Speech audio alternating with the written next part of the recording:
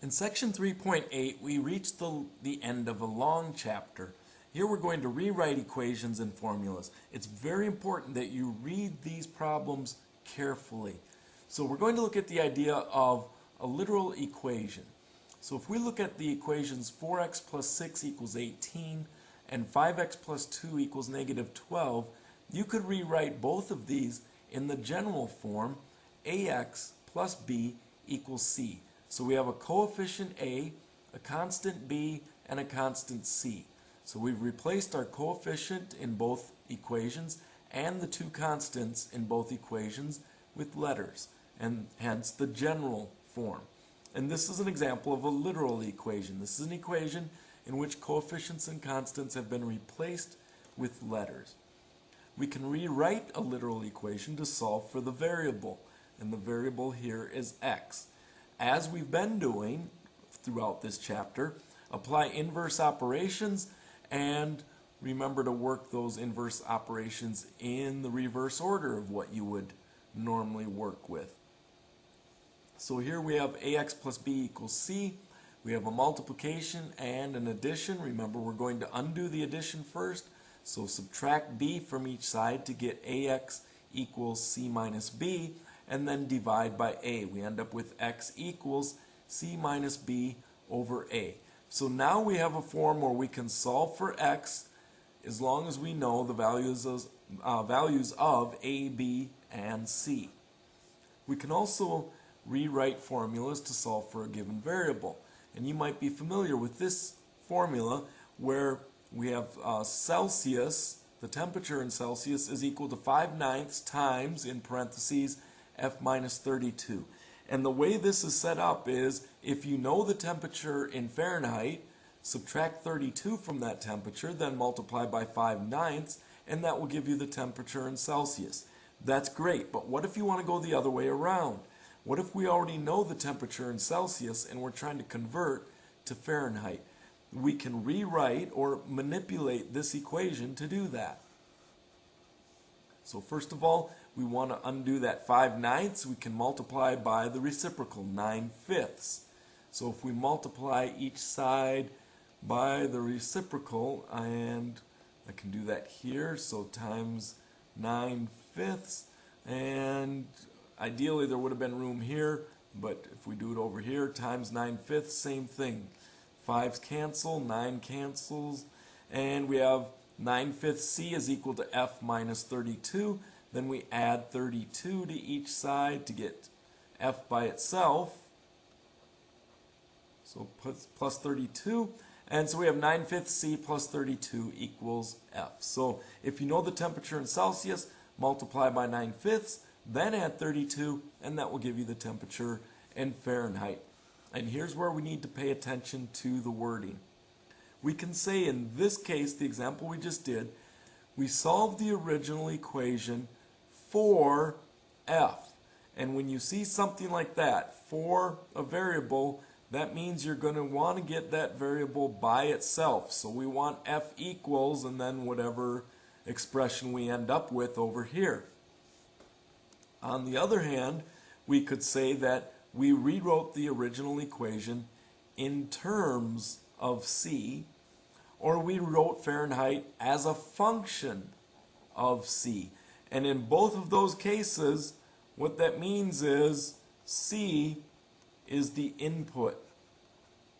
So we're not necessarily getting c by itself.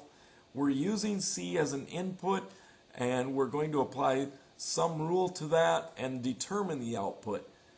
Okay, so be careful with your wording there. Right, number 1, for our examples, solve the literal equation for x. Then use the solution to solve the specific equation. So first we look at our literal equation a minus bx equals c, and we want to solve for x. So we have a multiplication here, we have an addition. We're actually adding a to negative bx.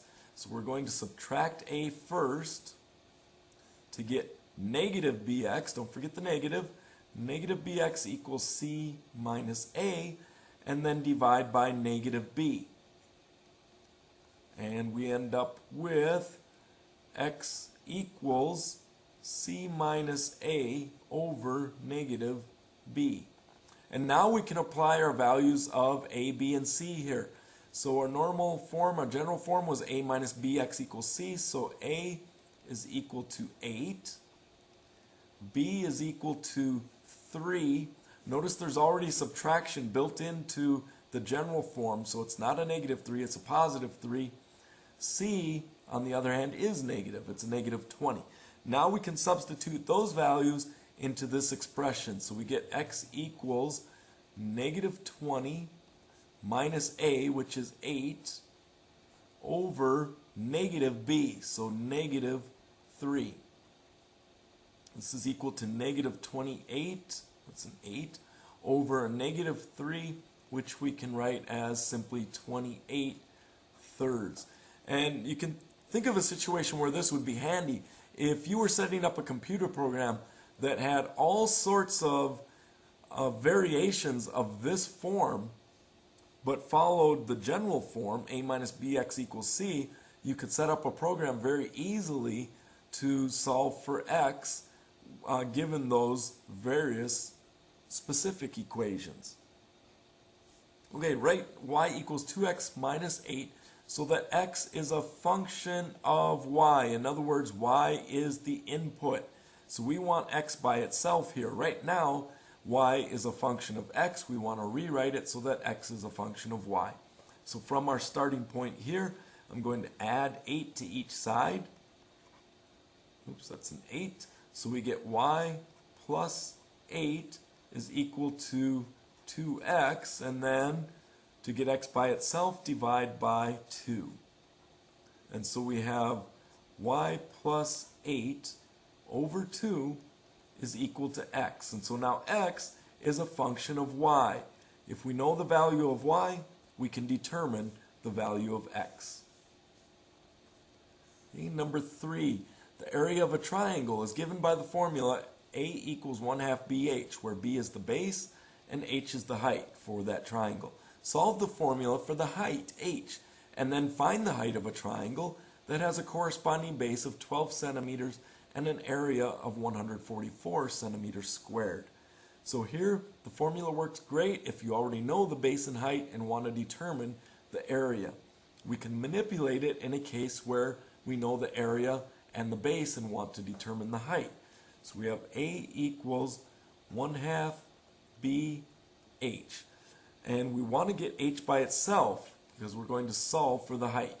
So first of all, we could multiply by 2 so that we have 2a is equal to bh. So the 2 will cancel the 2 in the denominator here. And then divide by b to get h by itself. So we have 2a over b is equal to h.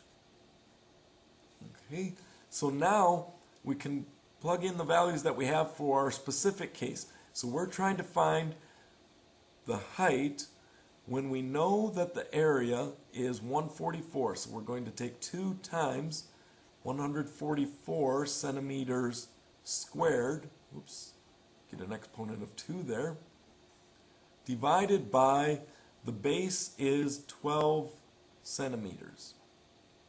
So if we look at our units, centimeters squared and centimeters, well, that squaring will cancel out these centimeters. So our units are centimeters. 12 goes into 144 12 times, and we simply end up with 2 times 12, or in other words, 24 centimeters. Number 4, solve the equation 8y equals 4 times 3x minus 8 for x. In other words, we want to get x equals and then whatever we have there. So to get x by itself, we could first of all divide by 4. So now we have 2y equal to, and we have whatever was left in the parentheses here, sorry. So 3x minus 8, and now add 8 to each side. So we have 2y plus 8 equals 3x, and I ran out of room, so let me write that over here. 2y plus 8 equals 3x, and then divide by 3. So 2y plus 8 over 3 is equal to x, and we've solved for x. And finally, number 5, one of the most famous equations in physics. And by the way, this is a class where you're going to do a lot of this type of rewriting equations.